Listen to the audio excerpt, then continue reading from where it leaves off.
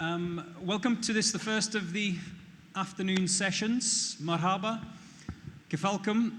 And this first panel of the afternoon is on the future of Cristiano Ronaldo.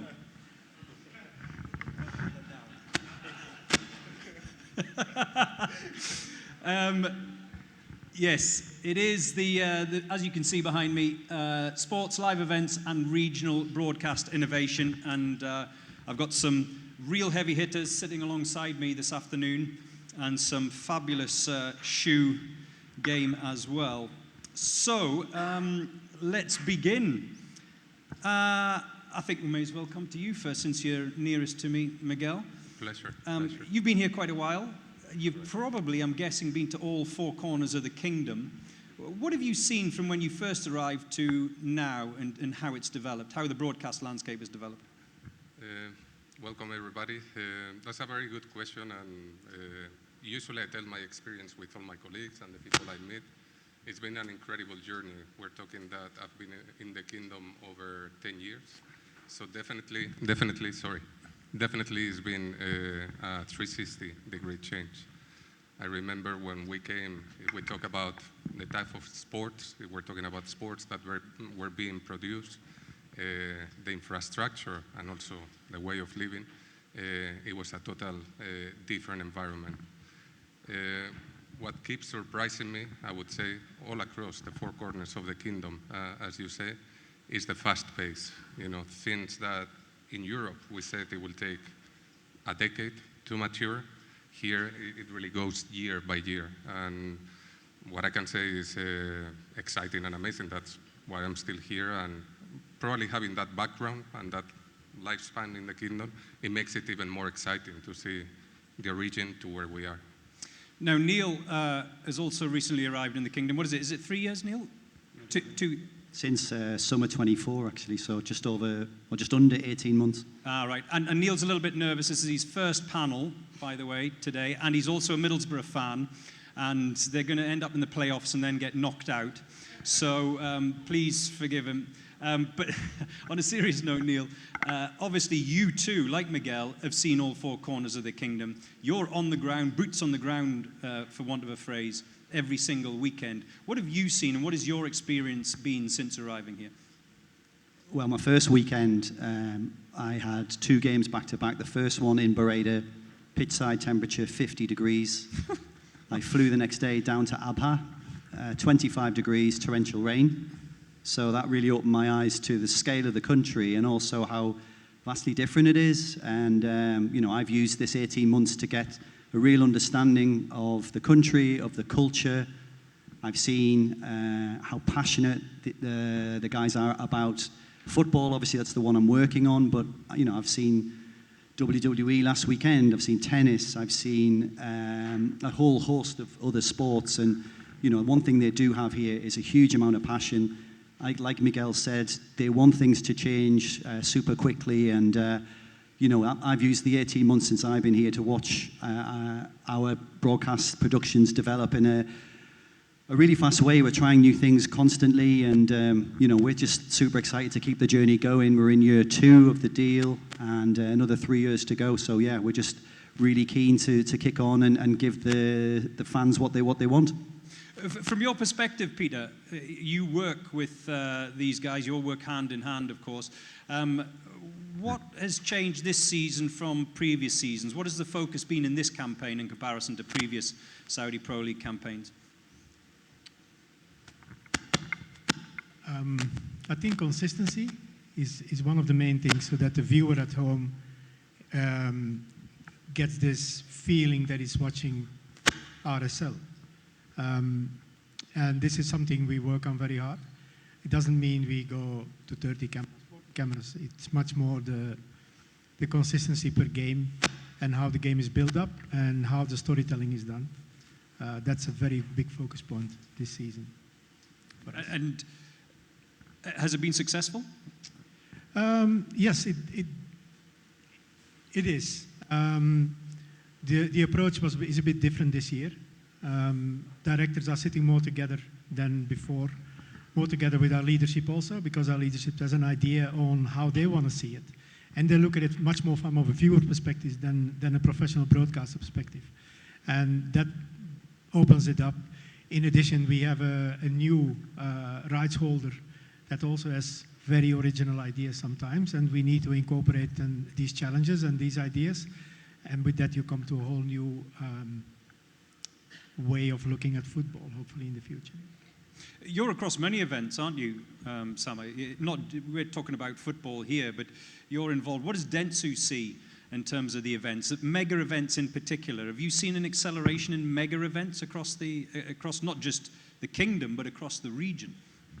Yeah, well, actually, if we need to speak big picture about the sports or mega events, so in essence, sports is a vehicle to drive economic diversification, to drive change, to drive transformation, and to drive or enhance the quality of life of the people. So sports is usually used as a strategic platform for individual development, for community bonding, for brand building, and to foster vibrant society. So if we need to talk about live events, which is the heart of the sports economy, so if you zoom out and look at the live events, so it's the engine that powers everything else. So for example, all the revenue streams, starting with broadcasting rights, SVOD subscription,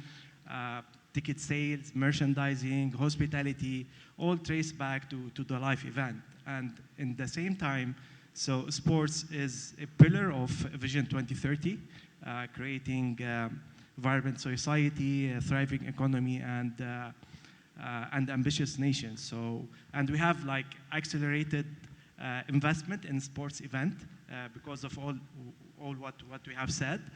We have seen recently actually Formula One across the region in Saudi, in Qatar, in UAE, in Bahrain. We have World Boxing Championship. We have WTA, Italian Super Cup, also the Spanish Super Cup. We have World Cup already happened in Qatar, and it's happening here. And all these events actually are broadcasted for million or billion of people around the world. So, do you find, Miguel, from what Sama's saying there, do you find you have to approach different sports differently? Because Neil's obviously involved SPL, obviously Peter involved SPL, and both football.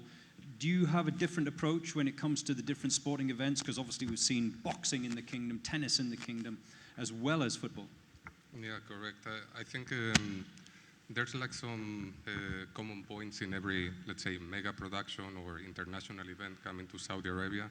But definitely, as a production company, we need to adapt sport by sport to many times the different standards that each of the broadcasters or the LOC is putting in place.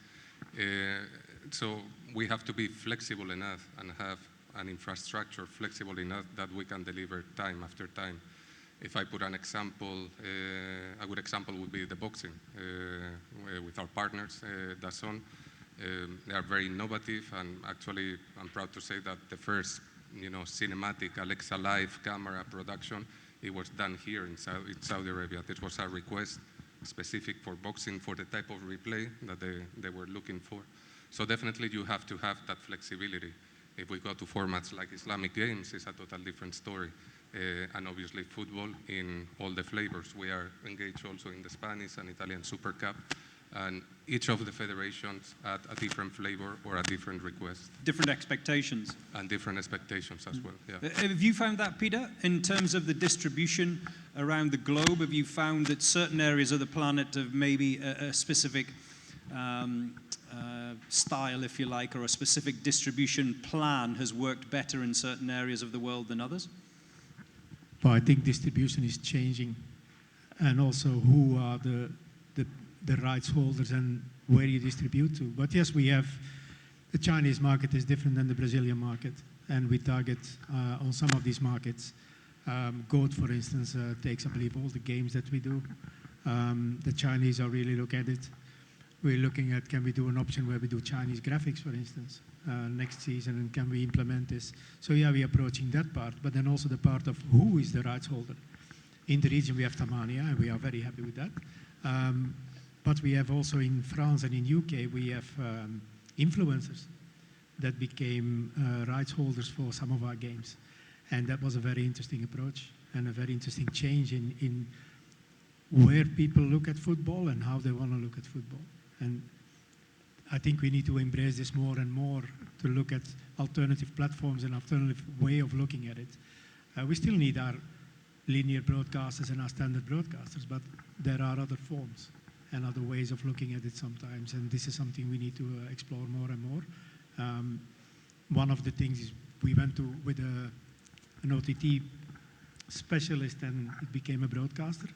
That was a first wave maybe to go for some newer approaches and newer way of creating content and understanding also your viewer, because the viewers are 60-year-old viewer watches football different than a 25-year-old viewer or a 20-year-old viewer, and we need to find this middle ground, and we need to see how we can give both what they want to have. Is there one specific thing that you do in difference from the boomers generation and the Gens? Obviously, I'm Gen Z on this panel, but amongst all of these boomers, is there anything that I know you were going to jump in there.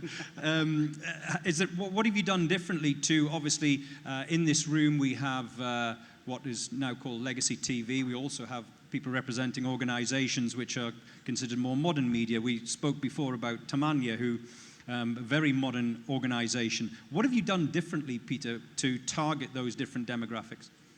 I think going to Tamania was one of them. That was a bit of a shockwave, I believe, for the region and also even outside of the region. But as I say, going to social media, going to content creators, we had, what was his name? Speed in the stadium. I don't know if anybody, Speed. Yeah, I don't know if I didn't know who he was. Sorry. I knew very quickly who he became or who he was. But it was a very interesting other way of looking at how people approach it, and the viewership was insanely high. But I couldn't understand in the beginning, but over time it became interesting. You know, football is still entertainment, and we need to make sure we keep this entertainment up in every form and every way we can. And this is one of the many. Short form, making highlights. Some highlights are really viewed very high. The viewers numbers are very high. And I'm surprised, but then you come up to, you see studies, and the studies say the young people want to see a football game in 15 minutes. So they can see in 2 hours and a half, they can see the whole round. How do we approach this? How do we create this? How do we go together on this? They want to see it in a different way, and we're working with Tamania on, in the future, how can we adapt on the platforms and give them another way of viewing. Having these platforms and an interactive platform is a big advantage, a big achievement there. And working with young people again, they're coming out of a corner. I go sometimes like, what? Explain this to me. And again, because I don't really understand, and then it becomes up. I go like, yeah, that can be cool. And let's say a year ago, 2 years ago, I would say, stop, no. Now I'm like, let's try, and let's see what happens. We've been working a little bit with the league just to try a few things. And like last season, for example, we put player follows on Etihad Nasser game. We had cameras on Ronaldo and Benzema just to sort of give younger viewers who are, as we know, the whole team culture that we've grown up having. You've mentioned my team, Middlesbrough. People are following players. They're not following teams. And this was a really good opportunity for us to see what engagement we got. And we did get a really good response to this sort of thing. And it's certainly the type of thing we'd be really happy to test and explore using the facilities from Alamia and also with support of the SPL. So yeah, we're always open to seeing what the audience want to watch, and we're very keen to push things on, as I said earlier on, and I'm very excited to see what we can do. I want to come quickly back on your first question. How do you see changes? And we are a league, I call us a young league. We have a history, but we have a very young league in the new approach. And last weekend we used for the first time, even on a smaller Nasser game, we used the RevCam, really together with the referees. And one of the main things I saw happening was the positive working together between referees and federation and club and league. And that is also something that is more driven now than ever before. And that will be a big part in the coming seasons, where you see the overall production grow. Are you being asked more often, Sama, about this data that we're talking about, who the audience is, who the fans are, where they're consuming? Are you being involved in more and more meetings during the course of your season, so to speak, and getting asked those questions? Yeah, well, actually, at Dentsu Sports Analytics, we pride ourselves with our industry-leading analytical tools, so we understand fans. And in a recent study about Gen Z, we're talking about Gen Z, so Gen Z are the age between 11 and 29. And they grew actually on the internet, mobile phones, and social media platform. So we asked on the question, which channel do you use to watch sports, to follow sports? And the clear emerging trend was for this group below 30 was digital and social platform. So social media platform like YouTube, Instagram, Snapchat, and TikTok were actually the leading destination, alongside, of course, the online streaming platform, were the leading destination for this generation to consume and watch sports. And also our Decoding 360 shows watching sports on TV and online is also high among audience KSA 30 and above. So 90% of this audience, they consume sports on these channels, so on TV and on online platform. So this is what the data show us is, I think for the broadcasters and for right holders, it's important to maintain support on the TV because it's still relevant for a lot of Saudi generation, and it's important as well to because of the consumption for the younger generation, for Gen Z, and the shift toward mobile-first viewing. So it's important also to accelerating innovation on the digital and data infrastructure, OTT platform, and the social platform ecosystem. So. Just as a side question, is there any subdivision in that data? So, for example, you're saying that Gen Z are watching their sport on social media. Are certain sports watched on certain social media channels? Yeah, actually, we can provide more than 10,000 insights on our Decoding 360, and we have different sports. It's not only about Gen Z. It's not only about football. We can segment data based on Gen Z, let's say early Gen Z, young adults, and also millennials, and which platforms they can consume data. Which sometimes football is not, for example, 90% of the sports fans are football fans, but also they are interested in other sports, like motorsport, for example. So what we can do is we can provide this insight to understand fans. And nowadays, a successful organization, it's important for them to understand fans and then to provide products and services that meets fans' expectation, while at the same time achieving the organization objectives. So. I know there's a lot in this room who are keen to hear both your thoughts on production and on the ground, but I want to ask you in particular, Miguel, about the integration and talent and experience. You mentioned before about having to partner with organizations, various sports organizations that will quite often bring their own teams or partly their own teams into the kingdom. How do you integrate that, and what are you looking for in particular, and how has that affected your business? I think that is a key aspect. We know about all the mega events that are coming to the region. We know the high expectations that the Football League or a boxing in Riyadh might take place. So definitely building that local skill within the company with Saudi nationals or let's say Europeans that have been working here for a long time is key and changes workflows and changes way of doing things. For Alamiya, it's a 50-year-old company in Saudi Arabia, and obviously we are embarked in that transition to the international standards. That comes through those collaborations, such as the one with IMG. We have several programs in place where we transfer the skills to local manpower, being EBS. It's almost like training, so to speak, like training kind of schemes, is it? Yeah, it's training, but I think for me the transfer of knowledge more than a training, it's being fully involved in the whole project. I experienced that many times. For instance, the first time the Italian Super Cup or the Spanish Super Cup came to Saudi Arabia, that was in, I don't remember, 2020, around that time.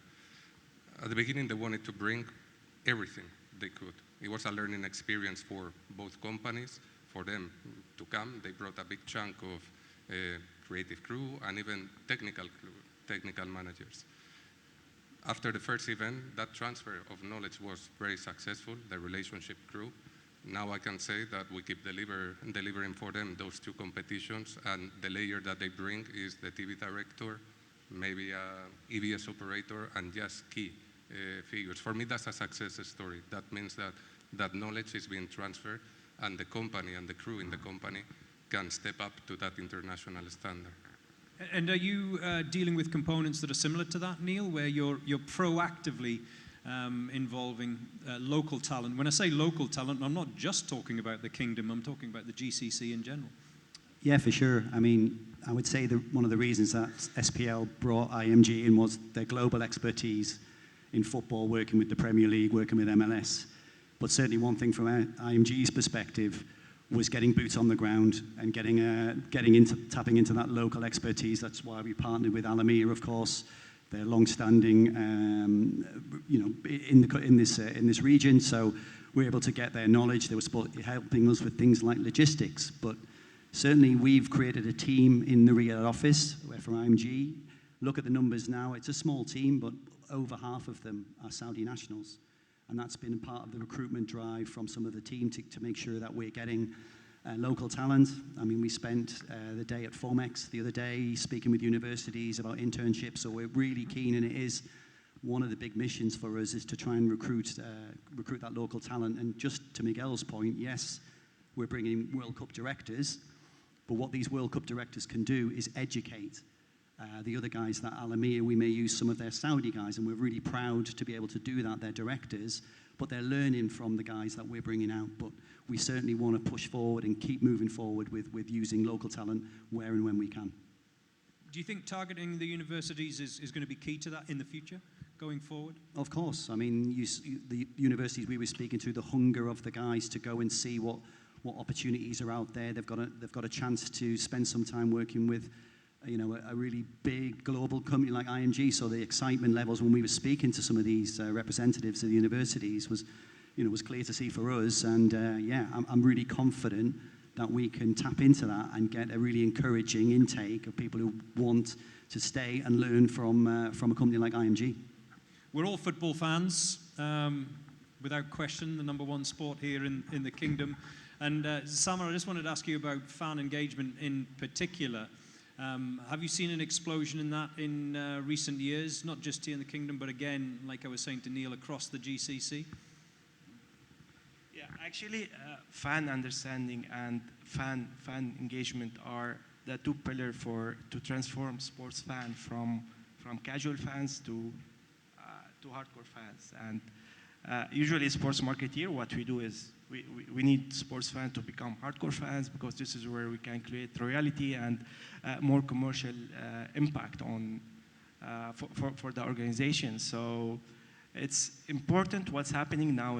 There's two main pillars for fan engagement, or one important to have a digital and data infrastructure, robust digital and data infrastructure, and also engage with fans based on digital behaviors and not the traditional viewership segment. For example, engage with fans about what they do and not who they are. we have a segment, okay, this is how old are they or demographics. It won't represent the true picture of the fans. For example, fans may not watch the 90 minutes game, but they'll be engaging on Snapchat, or they'll be engaging on Instagram through the 90 minutes, watching videos or behind the scene content. So fan engagement is important to design fan engagement based on fan understanding, based on data driven, based on digital behavior. And now because there's kind of investment in digital infrastructure, where sports organization can now collect first-party data. This is very important, where you can collect more information about the fans, their behavior on the platform, which kind of content they are following, which kind of content they are downloading. We can know also what their favorite athlete, their favorite player, and from all this information, we start designing the right products and the right services, and also so we can keep the fan engaged, not only during the live event, but throughout the whole season. And is that what the term dynamic fan engagement is? Or is that something different? Dynamic fan engagement, because we're living in a fast-changing digital world, and technology change always, and also sports, because sports is entertainment, but sports is not any kind of entertainment. Sports is spontaneous. So whenever you watch a movie, you go to a movie, there's already written script, and you expect, if you're going to romance movie, so you expect, you expect to get emotional or whatever, but in sports, it's spontaneous. You don't expect the outcome. It might be like a best game of your life, and it might be a boring game. So this is one side of the story, and the other side is the technology, because it adapts fast. So dynamic fan engagement, it's that data-driven. It needs to be always updated, always evolved. So same as football. So in football, you cannot go in each game and to have the same plan. So whoever your opponent is, you need to adapt your plan. And same as fan engagement. So you need to keep adapting your content strategy, keep adapting your fan engagement strategy based on the environment, the changing environment of the sports. Yeah, at Meta, I had direct fan engagement into the pre and post-match show, which I'd never used before. And it was phenomenal because it was adding almost an extra pundit to the presentation. And that turnaround, I think if I remember correctly, was 6 seconds from someone writing the comment to, obviously there was filter systems and software, etc., to that comment then going on screen. And it seemed to fire them up as well, because they felt they were part of the show alongside the ex-players who were sitting next to me. Is that what you're seeing, and is that the way forward? Yeah, actually, no, it's more likely it's digital fan engagement. So digital and data infrastructure is very important to create a new experience, a new fans experience on ground and online. So for example, Second Screen now is being, because of the short attention span of fans, so there's still big interest in sports, there's still big interest in football. However, what's changed is across generations, not only Gen Z or millennials, across generation, what changed is the attention span. So fan engagement definitely is designing this product, designing these services, designing these content strategies that can capture fans' attention. It should be personalized per fans, because now we can capture a lot of data, a lot of first-party data. So. And Peter, I want to ask you about the Saudi Pro League itself. Obviously, I'm guessing, and just correct me if I'm wrong here, getting the Saudi Pro League out to the world was key to the first stage of this project in the last couple of years. Where does getting fans from the rest of the world into the kingdom play a part in that? Is that another key metric that you'll be looking at in the future? Sports tourism, I suppose, is the term that everything is titled with nowadays, isn't it?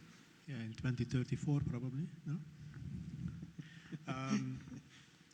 Well, sports tourism, that's very well said, because it's not only football, it's sports in all, it's the whole industry that brings a lot of people in, and in all regions of the country. Bringing fans in is a very important part, and for us it's driven by having broadcasters and bringing broadcasters in and letting them giving their experience on the kingdom and the way of their attending a match and all these things. I think next week we have 6 or 7 coming We've got in. 8 coming tomorrow night for Yeah. Nasser Etihad. Yeah, so there's a Chinese, there's a big variety of broadcasts that are coming in. So that's a very important part. Metaverse probably is a very important part in the future where we need to look at. Virtually, let them come into a stadium, let them do a tour, let them do all these things. That's things we are looking at. And making sure over time that we can, and this is really a key point, we have so many big events happening here in Saudi Arabia. We had a marathon last weekend, then we had the same day we had Rumble. Then for the moment, golf is going on. And then we have a few very big, we had last weekend a really big game here in Riyadh. So why can't we concentrate some of these things together and make sure that people can come into a kingdom and have 3 or 4 days and see different sports?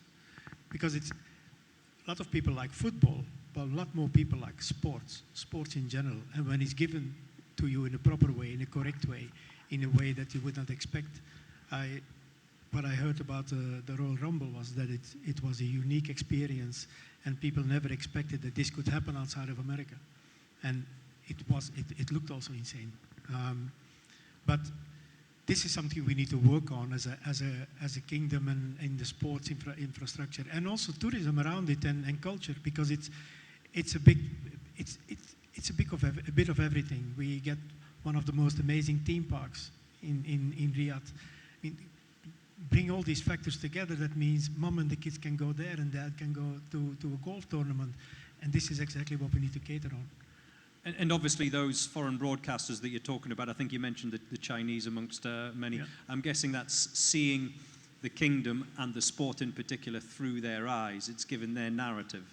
Correct? Yeah, and I think that's very important. And they also come with their own camera team, so they can do their stand-ups, they can do everything. So, and I think it's key. That's one of the key points. If you want to bring it outside of Saudi Arabia, you need to give it that flair, a local flair with the Saudi flair included.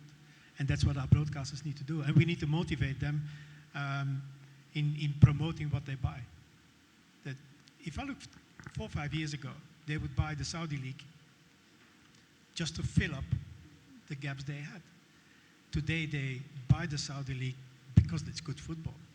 And I'm not saying this because I'm in the league. And some people probably will know I'm not that keen of a football person. But I watch a lot of games for the moment, and I see really cool games. I really enjoy football. And controversies within and on the field, but we have a very lively league, to say the least. By the way, Ronaldo is playing tomorrow night. I feed Fabrizio Romano his information. It's coming from me. I just want to talk quickly, Miguel, about some of the other sports that you mentioned there, because, again, like Neil, your actual boots on the ground, are you seeing the audiences slightly different for those other events? Are you seeing more sports tourists coming in? Let's pick boxing as one event in particular.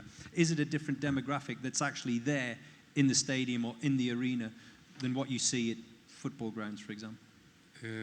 Yes, indeed. Football obviously is a big passion in Saudi Arabia, and we can see that of a spectator being there. But for me, boxing is a quite interesting example, because if we think about the history in boxing of Saudi, or in the past years, there was not so much. And nevertheless, a lot of people have been attracted into it, a lot of young people, and I would say these events, especially boxing, they do attract a lot of international people and expat communities. I think it's easier to attract to the expats, to some of the profiles that do the boxing. I mean, from the Mike Tyson to, what's the name, Gypsy King, or the Gypsy King, no? Tyson Fury. Yeah, same thing. So obviously they drive a lot of crowd, but I would say that they've driven a lot of crowd, locally, youngsters, especially in boxing. I see that demographic coming. I was in the Royal Rumble the other day. We were also involved in the production, and it was totally a family environment. I've never seen so many families, stadium full, So definitely you can pick up those different demographics, even though I've seen the change also in football in the past years, you know, obviously with the changes in the country, also very family friendly. But those would be the type of demographics and particularities that I see in the different sports. Just one thing I was going to say about another one of IMG's partners is EuroLeague Basketball. And I think what we've seen over the last few months there is really interesting in that they've got a sponsor, Etihad, the Final Four in Abu Dhabi, which brought fans from Greece in their thousands. So we're talking about sports tourism that was really well attended. And obviously Dubai have now got a basketball team in the EuroLeague, which will again attract the expat community who are very heavily into that sport. I believe the attendances are, you know, the games are well attended. So I think IMG are quite excited to see where the journey goes with this new team and the newfound interest and love for the sport in the region. So I do think if you get the events, people will come. I'm not sure if everybody knows here, besides football, we have rugby, we have ice skating, we have so many other sports that are, we have ice hockey. Cycling becomes massive in Saudi Arabia. If you go to Al Ula, it's a paradise for cyclists, it's a paradise for runners. So you see overall Saudi Arabia picking up very fast, and in both women and men. Women rugby team is really good. The women's cycling team becomes really good. So this is the drive, I believe, of the overall 2030 vision. And football is a very important enabler on this one. But if you look at this last weekend, the marathon in here in Riyadh was 37,000 people altogether. The one in Jeddah 2 weeks before was 28,000 people. That says a lot. And it's families. It's families with kids, and the 5 kilometer was, I saw even 2 dogs with a bib number on. So it's really, people enjoy it, and that is something very important about sports, and quality of life is something that is happening in Saudi Arabia, and it's a very important initiative where 98 federations are connected to and are supported by to bring up this whole sports ecosystem up. And with that, you create a whole industry in the audio-video industry. There is an industry that is created, cameramen are coming in, engineers are coming in, and young engineers, because also our formats and our standards are changing. We go to a semi-remote production or full remote production. AI is coming in, so the young people getting more and more interested again in what TV making is, because TV will be made in a different way in the coming years, 100% sure. And it will be much more appealing for them to be a part of that. By the way, Peter completed the ultra marathon in Al Ula a couple of weeks ago, which I think is a fabulous achievement. Congratulations. I ran the 5K. And he did it in those sneakers as well. I wish. Miguel, Peter just mentioned there about remote production, which is something that's becoming more and more prevalent. Is that something that Alamir is focusing on right now? Yes, definitely. Definitely we are, and for one reason, we believe, and I think it's common sense, there's no tier 1 production or premium production these days without remote production. Before it was more a matter of cost saving. Now for us, it's a matter of really a key architectural decision at the core of our technology roadmap. All the topics that we've been discussing, the personalization, customization, and adapting to the Gen Z or the younger generations, require a lot of centralized processes that are very hard to do on roll-in, roll-out basis at the OBI compound. Therefore, it is much needed, and yeah, at Alamilla, we already started, but we are building up our IBC or remote production center from where we aim to give those services to all of our clients, from IMG, SPL, DAZN, whoever it might be. That is something that is needed. When we talk about the mega events coming into the region, they will all need those workflows, that contribution, that distribution. So for us, it's key. There's no other way, really, nowadays to to give what the young consumer wants, right, which is data-driven production, AR, graphics, without that centralized layer. And therefore, yes, we are fully involved in that and with a lot of pressure because timelines here are very tight. And if my director of technology is here, he knows what I'm talking about because he's under full pressure. Yes, Amar is out there somewhere. Yes. He's around. I mean, I've been to various places in the kingdom, but not as many places as you guys sitting on the panel. And one thing that always staggers me is when production talent comes from outside the kingdom, they don't realize how vast the country is. So even logistically, it makes so much sense, doesn't it? Yeah, indeed. That's the part, and that's what I meant. You know, there's a part of everything started, or in my opinion, as a cost-saving option because it is massive. You know, and the cost is massive as well to move crews round after round, plane tickets, road, moving OB vans all across the kingdom, with always the question mark of which team from the second division is going to come. And then we're always lucky that is the one in the corner of the kingdom, you know, and then you're like, okay, now let's think about it. But definitely remote production as per se makes a lot of sense, You can deploy less personnel on ground and probably centralize higher skilled teams centrally. And obviously that infrastructure can be utilized, it has a better utilization. So it simplifies things. Connectivity is key, obviously, and I think that's something that all the industry, from the governance to the players in the kingdom, are involved in, because that's the part that is key for this model to be successful. But I have no doubt that will be implemented. Yeah. So does that mean Neil won't have any more midnight drives through the mountains down on that southern border? I'll still find a way to get myself back down to ABBA or up to Jove if they get promoted this season. I mean, I just want to quickly ask you, Neil, because we're fast running out of time, but I want to ask you about technology and assisting in your particular role, because like I say, you're constantly there pitch side. What do you see coming down the line that for the kingdom in particular, you go, yes, that's going to be a real improvement? Well, I suppose just following on from Miguel's point, I mean, IMG successfully implement remote production for the EFL, the English Championship, and the leagues below. 33 kickoffs at the same time on some Saturdays. So, probably along the lines of what he's thinking there, some sort of model in that world could really help and benefit us. I mean, we're just wrapping up 8 rounds of football in 30 days with all of the logistics and complications around that. So we would definitely see the benefits of a world of remote production. I think it would certainly benefit us, and who knows what we'll be able to work through and get over the line over the next couple of years. I also think we've got to do a bit more work with data. I don't think we're covering editorially in the way we would like, and that's definitely something that I would like to put a bit more focus on over the next couple of years, and definitely give our viewers a lot more in that realm with more data. I'm just going to go quickly down the line. Peter, I'm going to start with you. 2026, what's your highest hope for the year? Not personally, obviously, professionally. Not another ultra marathon, surely. Longer, please. Being in the top 10 as a league, that's one. And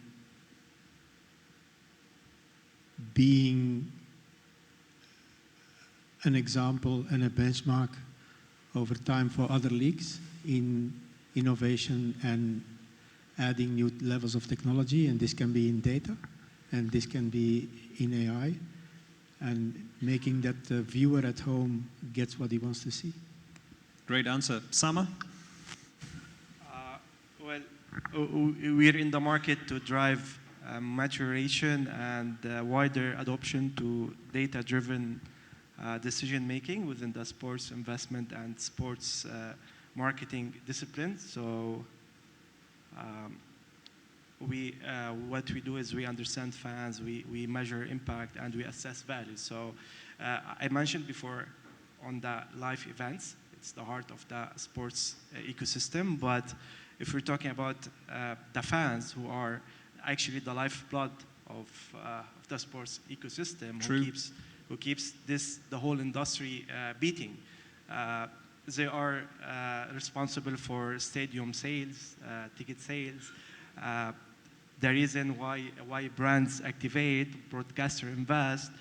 So therefore, it's also they are the reason why the sports economy thrives. So it's important to keep the fans at the center, at the heart of everything we do, and this is exactly what we do. We understand fans, and we drive impact through this understanding throughout the whole organization. So, Miguel? Several, but if I could just to summarize, I think for 2026, I would wish, and that is in our strategy, to keep up with the pace that this market requires. Alamilla has been and is a key part of it in the broadcast. So I would say keep up with that pace and maintaining the trust of our partners. We don't call them clients, of our partners. As long as we do those two things in parallel, I think that it will be a successful 2026. It'll be a good year. Neil?